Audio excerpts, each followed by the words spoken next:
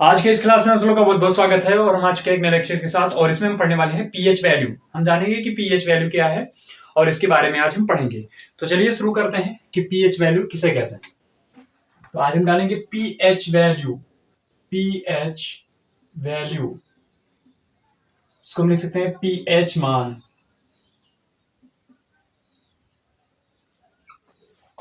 तो pH value है क्या? तो पीएच वर्ड जो दिया गया, ये दिया गया सोरेनसन के द्वारा। अब इसमें क्या कॉन्सेप्ट है, इसके पीछे क्या चीजें हैं, इसको पहले समझते हैं। पीएच का मतलब क्या होता है, तो पहले समझते हैं पीएच का वैल्यू क्या मतलब होता है। तो यहां पर जो लिखा होता है पीएच, इस पीएच में पी को हम क्या लिखते हैं, स्मॉल लेटर में लिखते हैं। पी को क्या लिखते हैं, स्मॉल रहेगा आपका, और एच जो रहता है वो कैपिटल रहता है। क्या रहता है? कैपिटल लेटर में रहता है। पीएच में, पीएच वैल्यू में जो P मतलब होता है, P फॉर होता है पोटेंज। क्या होता है? पोटेंज एक जर्मन वर्ड है। पोटेंज क्या है? जर्मन वर्ड है पोटेंज। और H जो बताता है, ये H का मतलब होता है concentration of H, hydrogen ion. तो इसका मतलब होता है हाइड्रोजन, हाइड्रोजन।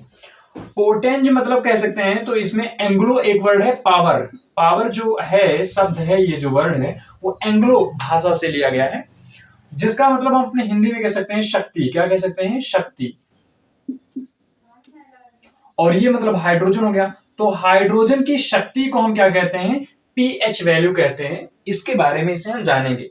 तो बेसिक्स हम इसमें कह सकते हैं कि किसी भी विलयन में H प्लस आयन की सांद्रता को जो बताने का तरीका होता है, जो बताने का पैमाना होता है, उस वैल्यू को हम कहते हैं पीएच वैल्यू कहते हैं, पीएच पैमाना कहते हैं। तो इसमें सिंपल सा चीजें हैं। इसमें ये हमने जाना पीएच का मतलब पी फॉर पोटेंज, पोटेंज मतलब पावर हो सकता है, इसका मतलब शक्ति होता है। हाइड्रोजन, या किसी भी विलयन में हाइड्रोजन आयनों की जो उपस्थिति है, जो कंसंट्रेशन है, जो सांद्रता है, वह उसकी क्या कहलाती है? उस विलयन की पीएच वैल्यू कहलाती है। सिंपल तरीके से हम इसको कह सकते हैं। अब हम करते हैं क्या है, एक एक करके पीएच वैल्यू को समझते हैं। और इसको दिया किसने? तो पीएच वैल्यू को जो देने का कार्य किया, उन्होंने सोरेनसन नामक वैज्ञानिक ने किया। किसने किया? सोरेनसन, एक वैज्ञानिक हुए सोरेनसन।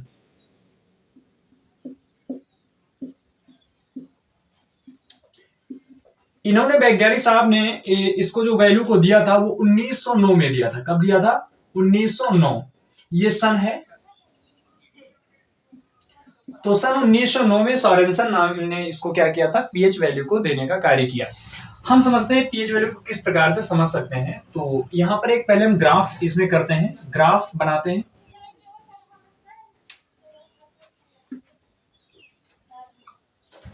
ठीक, यहां पर हम क्या लिखते हैं? जीरो, जीरो से लेकर 1 2 3 4 5 6 7 8 9 10 11 12 13 और ये कहां पर हम लिख सकते हैं? 14। क्या लिख सकते हैं? 14 लिख सकते हैं। ठीक है। अब इसमें हम क्या लिखते हैं? एक एक करके इसको हम क्या करते हैं? नंबरिंग कर देते हैं। तो पीएच वैल्यू में जो मान होता है, जो नंबरिंग होता है, वो 14 तक होता है।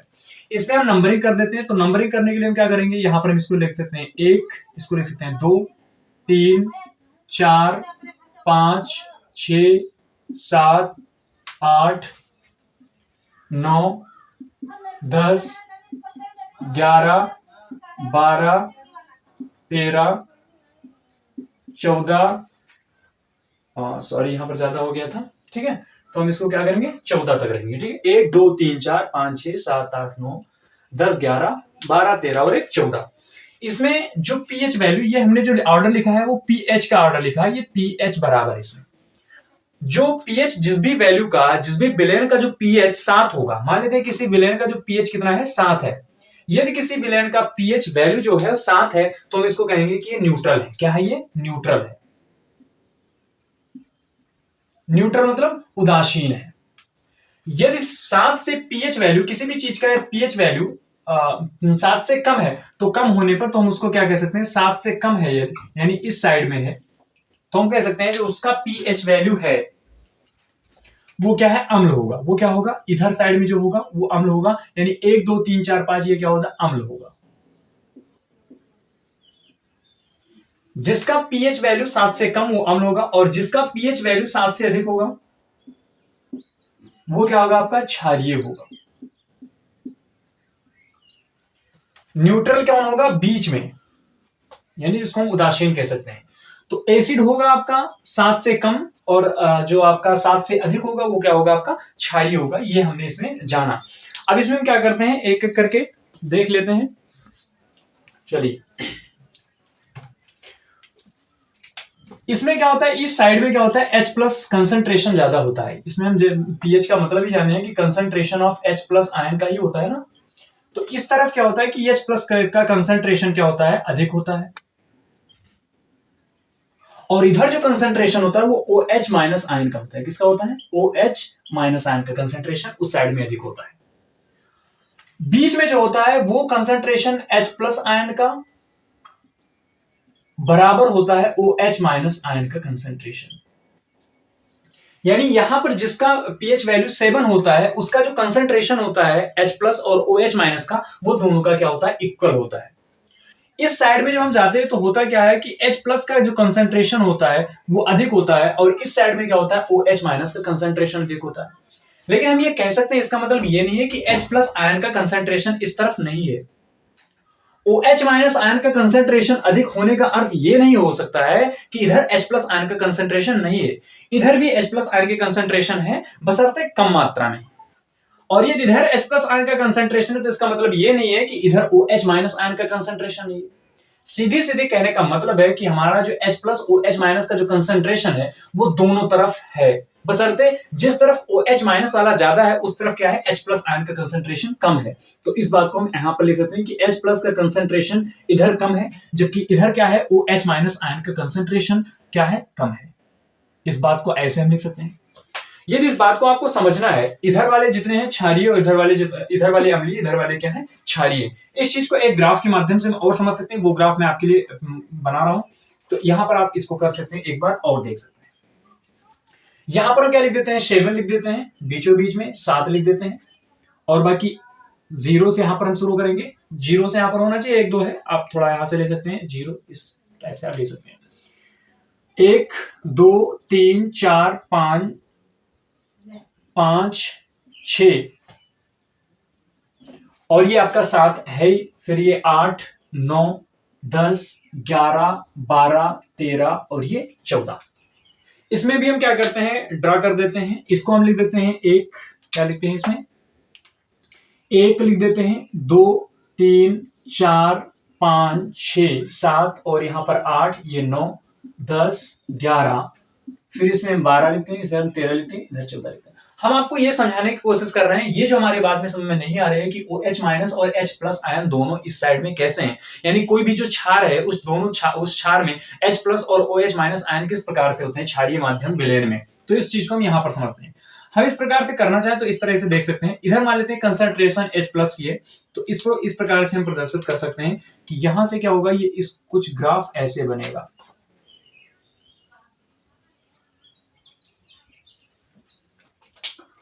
फिर एक साइड का हम क्या कर सकते हैं,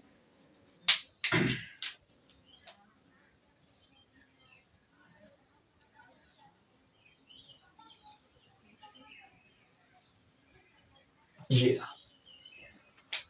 हम करते क्या है कि इसमें जो रेड वाला एरिया है, जो इसमें रेड हम बना रहे हैं, वो हमारी जो कंसंट्रेशन है वो OH माइनस आयन का है। किसका है, OH माइनस आयन का। इसमें जो रेड वाली डंडी हम बना रहे हैं, ये जो कंसंट्रेशन टर्म है,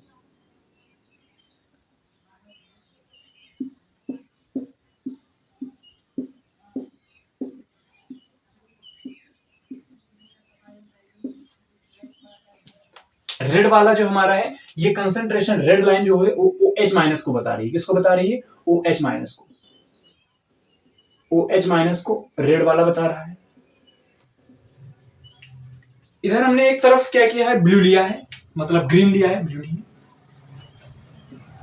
ये हमारे H प्लस का कंसंट्रेशन को बता रहा है, ठीक है।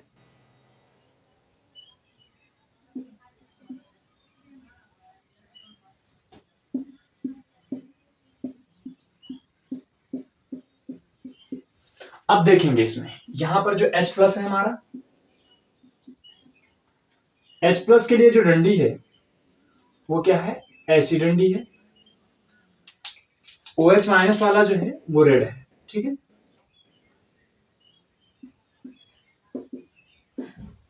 अब इसमें जरा कुछ समय के लिए आप देखिए कि जो रेड प्लस है यानी H प्लस आयन की जो कंसंट्रेशन है, यहां पर आप देख सकते हैं कि जो यहां पर 7 लिखा हुआ है, क्या लिखा हुआ है, ये उदासीन है, थोड़ा हो सकता है कि इधर का उधर, चूंकि सही से नहीं बन पाया, तो यहां पर ये कंसंट्रेशन 7 है, क्या है, 7 है। यहां पर आपको समय के लिए देख रहे हैं जो रेड वाली डंडी है और जो आपकी हरी वाली डंडी है, वो दोनों क्या है, लगभग समान है, हम कह सकते हैं यहां पर क्या है, दोनों समान है। तो यहां पर यानी H प्लस आयन की कंसंट्रेशन और OH माइनस आयन की कंसंट्रेशन क्या है, दोनों बराबर है। लेकिन जैसे जैसे हम इधर जाते हैं वैसे आप देखते हैं कि आपका जो बड़ी वाली रेड वाली डंडी है वो लगातार बढ़ती जाती है, बढ़ती जाती है, बढ़ती जाती है, बढ़ती जाती है, और यहाँ पर ऊपर की ओर बढ़ रही है। यानी हम कह सकते हैं कि OH माइनस आयन का कंसंट्रेशन बढ़ता जाता है, और जबकि तुम देख रहे हो ये वाली जो हरी वाली डंडी है, जिसको हम H, जिसको हरी वाली को हमने H कहा है, हाइड्रोजन प्लस आयन की सांद्रता का है, वो वाली डंडी क्या होती जा रही है, छोटी होती जा रही है, छोटी होती जा रही है। तो हम इस बात से कह सकते हैं कि इधर भी H प्लस आयन की सांद्रता है, लेकिन H प्लस आयन कम है, किसकी अपेक्षा में, OH माइनस आयन की अपेक्षा में। तो इधर क्या हो रहा है कि आपका, इसलिए इधर क्षारीय माध्यम लगातार बढ़ता जा रहा है। जो आपका 8 से लेकर 11 के बीच में होते हैं, वो क्या होते हैं, ये हम ऊपर लिख देते हैं क्षार वाले में। जो 8 से 11 के बीच में होते हैं ये दुर्बल क्षार होते हैं, क्या होते हैं, दुर्बल क्षार। क्योंकि यहां पर तुम देख रहे हो कि OH माइनस और H प्लस आयनों की संख्या में OH माइनस की संख्या थोड़ा सा ही ज्यादा है। 11 से लेकर आप लिख सकते हो 11 से लेकर और 14 के बीच में ये होते हैं प्रबल क्षार, क्या होते हैं, प्रबल क्षार होते हैं। फिर इधर आप देख लीजिए, इधर क्या हो रहा है कि यहां पर तो उदासीन है, ये जो कंडीशन आपका वो न्यूट्रल का कंडीशन है, ये आपका जो है वो न्यूट्रल है, ठीक है। इधर आप साइड में देखिए तो OH माइनस आयनों की संख्या क्या हो रही है, घट रही है। ये रेड वाली जो लाइन है वो छोटी होती जा रही है, छोटी होती जा रही है, और यहां पर क्या हो रहा है, बहुत छोटा हो गया, ना के बराबर हो गया, बिल्कुल छोटी होगी। जबकि यहीं से क्या हो रही है, हरी वाली डंडी क्या हो रही है, लगातार बढ़ती जा रही है, यानी H प्लस आयन की कॉन्सेंट्रेशन क्या होता जा रहा है, बढ़ता जा रहा है। तो हम कह सकते हैं जो आपका 1 से लेकर 3 के बीच में जिनका कंसेंट्रेशन pH वैल्यू जिसका 1 से 3 के बीच में होता है वो प्रबल अम्ल होता है, क्या होता है, वो प्रबल अम्ल होता है, प्रबल अम्ल होता है। फिर जिसका 4 से लेकर 6 के बीच में होता है, या 6.4, मतलब 7 से जब तक भी कम रहेगा, वो क्या होगा, आपका दुर्बल अम्ल होगा, क्या होगा, आपका दुर्बल अम्ल होगा। इस चीज का आप पता लगा सकते हैं डंडियों के माध्यम से। यानी हम कह सकते हैं कि क्षार और अम्ल में H plus OH minus ion के कंसंट्रेशन होते हैं, लेकिन क्या होते हैं, कम होते हैं। तो ये चीज हमने इसमें क्या हुआ, समझ पाए हैं, इस तरीके से इसको हम समझ पाए हैं। अब इसको आप नोट कर लीजिए, नोट करने के बाद फिर इसको हम कुछ चीजें आपको बताते हैं। तो यहाँ पर थोड़ा ये देख लेंगे कि जिसका pH मान क्या होगा, बराबर 7 के होगा, वो क्या होगा, न्यूट्रल होगा, वो क्या होगा, न्यूट्रल। न्यूट्रल मींस उदासीन। जिसका pH 7 से कम होगा, 7 से क्या, 7 से अधिक होगा, वो क्या होगा, आपका बेस होगा, यानी बेश, क्षार होगा। और जिसका pH वैल्यू 7 से कम होगा, तो 7 से क्या होगा, कम होगा, तो वो क्या हो जाएगा, आपका एसिड हो जाएगा, ठीक है। तो ये आपने इस प्रकार से इसमें हम लिखे, चलिए इसको आप लिख लीजिए।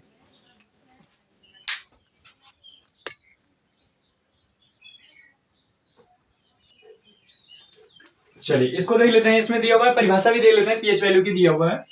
डिफिनेशन, किसी विलयन की हाइड्रोजन आयन सांद्रता का ऋणात्मक लघुगुणक का मान उस विलयन की pH को व्यक्त करता है। यानी हम लिख सकते हैं कि pH इक्वल टू जो होता है किसी विलयन की हाइड्रोजन आयन सांद्रता का ऋणात्मक लघुगुणक। तो ऋणात्मक लघुगुणक मतलब माइनस लॉग, और हाइड्रोजन आयन जो सांद्रता है उसको हम लिख सकते हैं H प्लस, क्या लिख सकते हैं, H प्लस लिख सकते हैं। इसे हम क्या कहते हैं, pH वैल्यू कहते हैं। तो एक तो आपको एक परिभाषा ये दे सकते हैं जिसमें हम जिसको हम pH को हम परिभाषित कर सकते हैं। दूसरा एक सूत्र और होता है, pH जो बराबर होता है वो ऋणात्मक हाइड्रोजन आयन, किसी विलयन की हाइड्रोजन आयन सांद्रता का व्युत्पन्न होता है ऋणात्मक लघुगुणक को, तो उसको लिख सकते हैं, उसमें ऋणात्मक लघुगुणक ना होकर पॉजिटिव होता है, तो इसमें लिख सकते हैं कि लॉग 1/H प्लस आयन होता है। ये भी क्या होती है, परिभाषा होती है, pH वैल्यू का परिभाषा आप ये भी दे सकते हैं। तो एक ये आप लिख सकते हैं, दूसरी ये सकते हैं, और कहीं कहीं एक ये भी दिया रहता है कि H प्लस आयन की कंसंट्रेशन जो होती है वो क्या होती है कि 10⁻⁻ pH होती है। तो ये भी होता है, आप इसको भी लिख सकते हैं। ये 3 परिभाषाएं आमतौर पर हमारे pH वैल्यू के लिए दी रहती है, ठीक है। तो इसको आप देखेंगे, और इसमें कुछ नींबू वूबू की जो होती है क्या क्या दिया रहता है, हम वो भी लिखा देते हैं कि नींबू का कंसंट्रेशन कितना होता है।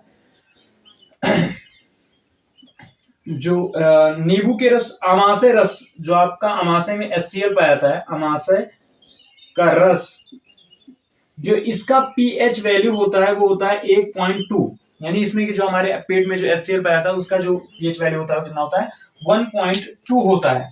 फिर उसके बाद आपका आता है नींबू का रस, ले सकते हैं हम इसको। नींबू का रस का जो पीएच मान होगा, नींबू रस का पीएच मान जो होता है वो होता है 2.5। फिर आपका आता है मानो लार, ये भी लिख लेते हैं, मानो का लार, जो उसका पीएच वैल्यू होता है वो 6.4 होता है। कितना होता है 6.4 होता है, यानी अम्लीय माध्यम है।